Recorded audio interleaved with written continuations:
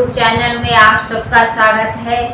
रामचरितमानस रामायण में आज की कथा है, भगवान राम पुष्प लाकर गुरुवर को देते हैं। गुरुवर आशीर्वाद देते हैं कि मनो इच्छा तुम्हारी पूरी हो। और राम लक्ष्मण का संवाद। चलिए कथा शुरू करते हैं। कथा शुरू करने से पहले बजरंगबली बाबा का ध्यान करें। जय श्री राम, जय बजरंगबली।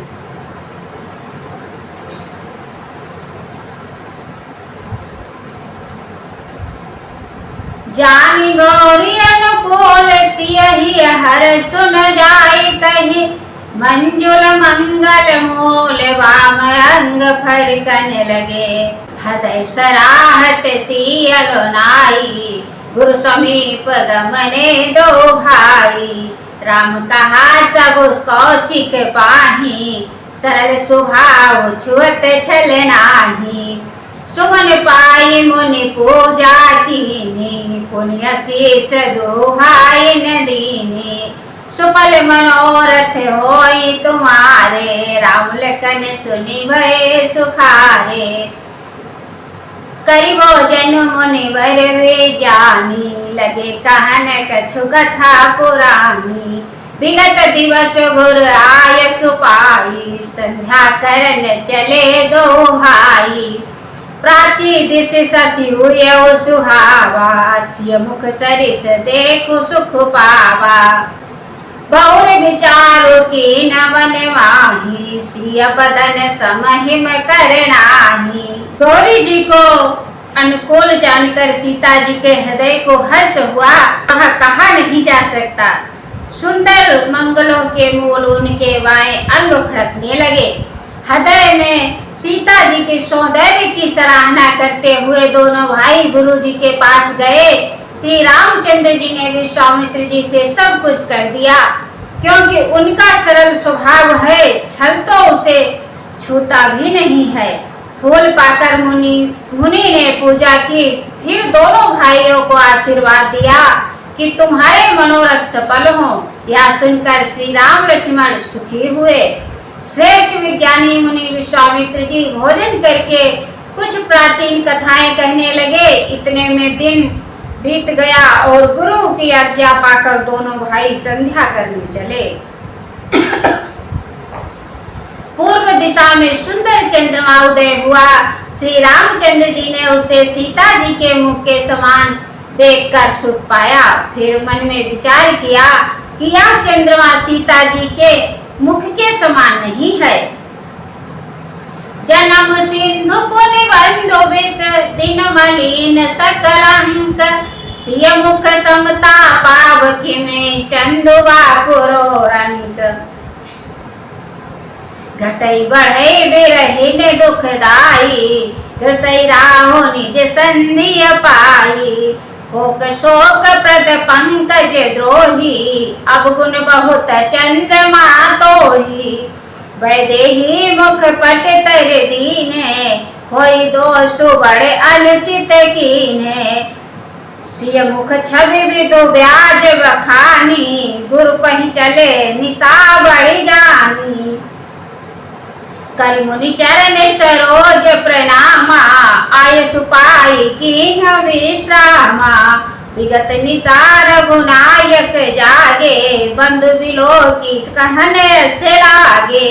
विरहिणी स्त्रियों को दुख देने वाला है। राहु अपनी संधियों पाकर इसे ग्रस लेता है।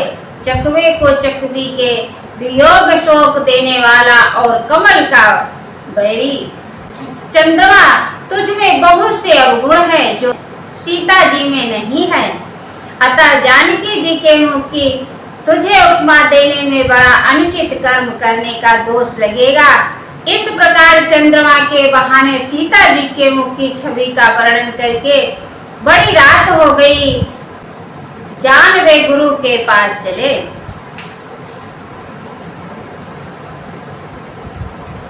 मुनि के चरण कमलों में प्रणाम करके आज्ञा पाकर उन्होंने विश्राम किया। रात बीतने पर रघुनाथ जी जागे और भाई को देखकर ऐसा कहने लगे, हे तात देखो, कमल चक्रवाक और समस्त संसार को सुख देने वाला अरुणोदय हुआ है। लक्ष्मण जी दोनों हाथ जोड़कर प्रभु के प्रभाव को सूचित करने वाली कोमल वाणी से बोले,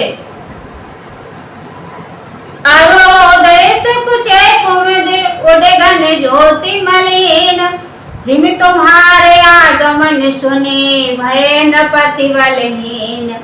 अरुणोदय होने से कुमुदिनी सुखचा गई और तारागणों का प्रकाश फीका पड़ गया। जिस प्रकार आपका आना सुनकर सब राजा बलहीन हो गए हैं। नप सब नखत करहिनि उजियारी, तारि न सकहि चाप तम भारी। कमल को कमधु कर खगनाना, हर से सकल निसाय अवसाना। ऐसे ही प्रभु सब भगत तुम्हारे, हुई है टूटे धनुष सुखारे। उभय भानु बिनु श्रम तम नासा, दुरे नखत जगते जु प्रकाशा। रवि निज उदय व्याज रघुराया, प्रभु प्रताप सब नपन दिखाया। तब भुजबल महिमा उद घाटी, प्रगति धनु विघटन परिपाटी। बंधु वचन सुने प्रभु सकुचाने, होई सुचि सहज पुनीत नहाने। नित क्रिया करी गुरु पही आए, चरण सरोज सुभग सिर नाये। सतानंद तब जनक बुलाए, कौशिक मुनि पही तुरत पठाए। जनक विनय तिन आई सुनाई, हर से बोल लिए दो भाई। हैं पर वे धनुष रूपी महान अंधकार को हटा नहीं सकते। रात्रि का अंत होने से जैसे कमल चकवे भौरे और नाना प्रकार के पक्षी हर्षित हो रहे हैं, वैसे ही है प्रभु आपके सब भक्त धनुष टूटने पर सुखी होंगे। सूर्य उदय हुआ, बिना ही परिश्रम अंधकार नष्ट हो गया। तारे छिप गए, संसार में तेज का प्रकाश हो गया। हे रघुनाथ जी, सूर्य ने अपने उदय के बहाने सब राजाओं को प्रभु आपका प्रताप दिखलाया है।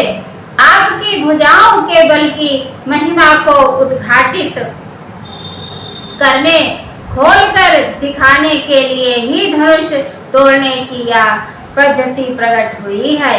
भाई के वचन सुनकर प्रभु मुस्कुराए। फिर स्वभाव से ही पवित्र श्री राम जी ने सोच से निवृत्त होकर स्नान किया और नित्य कर्म करके वे गुरु जी के पास आए।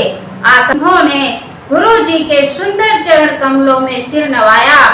तब जनक जी ने सतानंद जी को बुलाया और उन्हें तुरंत ही विश्वामित्र मुनि के पास भेजा। उन्होंने आकर जनक जी की विनती सुनाई। विश्वामित्र जी ने हर्षित होकर दोनों भाइयों को बुलाया। सतानंद पद बंदी प्रभु बैठे गुरु पही जाए। चलहु तात मुनि कहे तब पठवा जनक बुलाए।